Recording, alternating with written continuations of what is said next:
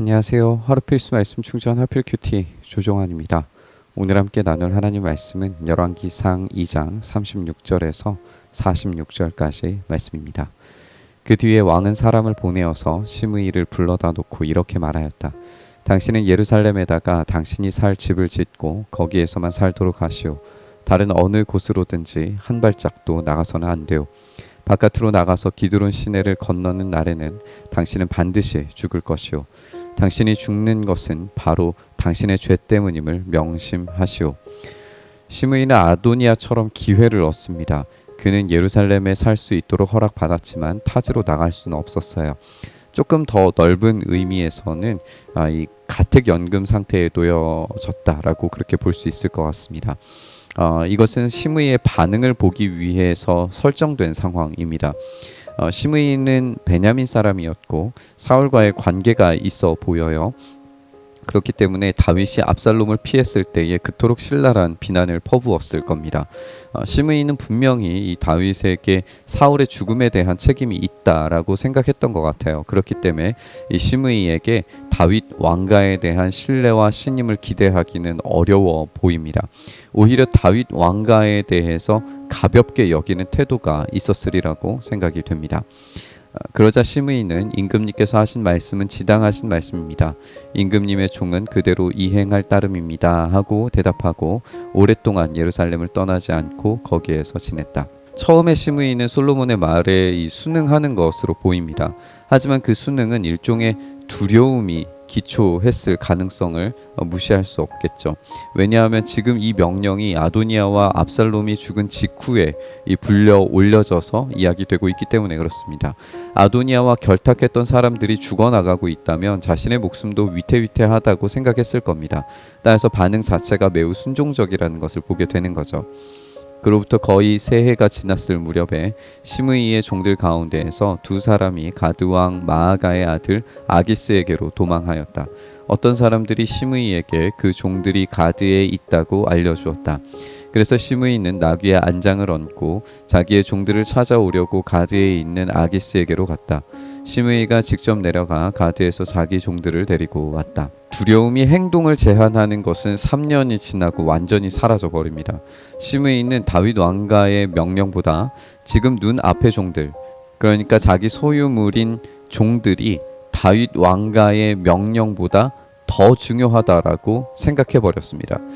그의 내면에 이 왕가의 명령을 가볍게 여기는 태도가 전혀 바뀌지 않은 것을 확인하게 되는 거죠.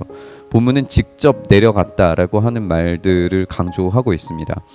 그는 왕의 명령을 직접 어겼고 그 명령보다 자기의 손해가 더욱 우선한다는 사실을 몸소 보여주고 있습니다. 시므이가 이와 같이 예루살렘에서 가드로 내려갔다가 돌아왔다는 소식이 솔로몬에게 전해지니 왕은 사람을 보내어서 시므이를 불러다가 놓고 문책하였다. 내가 당신에게 주님을 가리켜 맹세하게 하고 당신에게 경고하기를 당신이 바깥으로 나가서 어느 곳이든지 가는 날에는 반드시 죽을 것이라고 하지 않았소. 당신도 나에게 좋다고 하였고 내 말에 순종하겠다고 하지 않았소. 그런데 어찌하여 주님께 맹세한 것과 내가 당신에게 명령한 것을 당신은 지키지 않았소. 솔로몬의 질책은 분명하죠. 하나님을 가리켜 맹세했던 일들을 시므이는 적극적으로 어기고 있습니다. 그 어긴 것에 대한 보응이 마땅히 돌아가야 하는 거죠. 다윗이 솔로몬에게 유언하듯이 말했던 그 명령에서 시므이가 받아야 했던 보응은 하나님께서 선택하신 자, 그러니까 이스라엘의 왕보다도 이스라엘의 왕을 세우신 하나님에 대한 업신여김에 대한 벌이었습니다. 다윗은 솔로몬의 지혜로 바로 이 하나님을 업신여기는 자에 대한 벌을 보응을 내릴 수 있다라고 그렇게 생각했고 다윗의 판단은 옳았어요. 결국에 시므이는 그런 인물이었다는 점이 밝혀졌습니다. 왕은 계속하여 시므이에게 말하였다. 당신은 당신이 나의 아버지 다윗 왕에게 저지른 그 모든 일을 스스로 잘 알고 있을 것이요. 그러므로 주님께서 당신이 저지른 일을 당신에게 갚으실 것이요. 그러나 나 솔로몬 왕은 복을 받고 다윗의 보좌는 주님 앞에서 영원토록 견고하게 서 있을 것이요. 왕이 여호야다의 아들 브나에게 명령하니 그가 바깥으로 나가서 시므이를 쳐 죽였다. 솔로몬은 권력을 완전히 장악하였다. 우리가 어제 살펴본 것처럼 아도니아, 요압, 시므이의 제거를 통해서 이 솔로몬의 피의 숙청이 완료됩니다. 하지만 다윗의 유언 중에서 이 길르앗 사람 바르실레의 아들들에 대한 보상의 이야기가 나오지 않는다는 점이 꺼림직하다라고 나눴었습니다. 오늘 본문에서 이 시므이라고 하는 인물이 하나님의 사람을 어떻게 대하는지 그 태도를 살펴보게 됩니다. 그리고 하나님께서 그런 시므이의 태도를 악하게 보시고 마땅한 보응을 내리셨다라고 하는 사실을 보게 됩니다. 우리는 어떤 인물의 겉으로 드러난 모습, 또 겉으로 드러난 행동, 또 겉으로 드러난 언어를 통해서 쉽게 그 사람을 판단하고 평가하는 그런 오류를 범할 때가 많습니다. 그런데 우리는 매우 주의해야 합니다. 바로 그 사람을 하나님께서 사랑하셔서 자신의 아들 독생자 예수 그리스도를 보내시고 예수 그리스도의 죽음을 통해서 영원한 죽음을 경험할 수밖에 없는 그 사람을 건져내셨다는 사실을 우리가 기억해야 됩니다.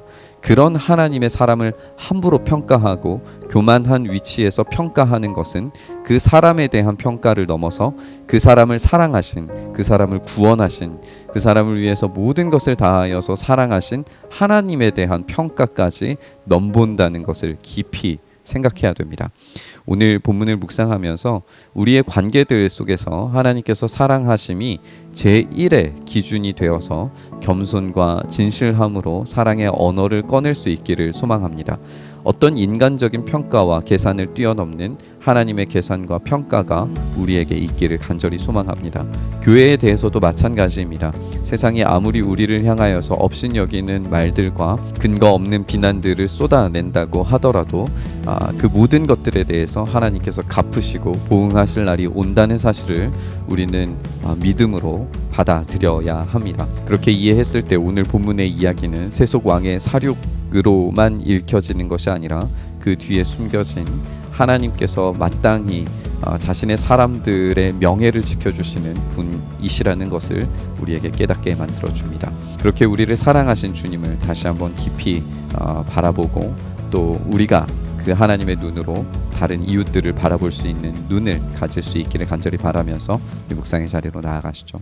주님께서 우리에게 명예 지키기를 원하시는 것처럼 우리가 또한 주님의 명예를 지키기를 원합니다. 주님께서 사랑하신 이들을 위하여서 우리의 눈이, 우리의 시선이 사랑으로 바라볼 수 있도록 우리의 제1의 시선이 그렇게 주님을 향한 또 세상을 향한 사람들을 향한 온전한 사랑의 눈으로 볼 수 있는 이런 마음을 우리에게 허락하여 주시옵소서. 또한 우리에게 근거 없이 다가오는 그런 비난과 또 우리를 평가하는 그런 모든 말들에서 우리가 넘어지고 실망하는 것이 아니라 하나님께서 주시는 그 거룩한 자존감을 가지고 우리를 사랑하신 그 주님으로 인하여서 다시금 일어설 수 있도록 주여 은혜 더하여 주시옵소서. 그렇게 우리가 거룩한 주님의 명예를 온전히 지킬 수 있는 삶을 살 수 있도록 우리를 붙들어 주시기를 간절히 바라고 소망하며 우리 주님 예수님 이름으로 기도드리옵나이다.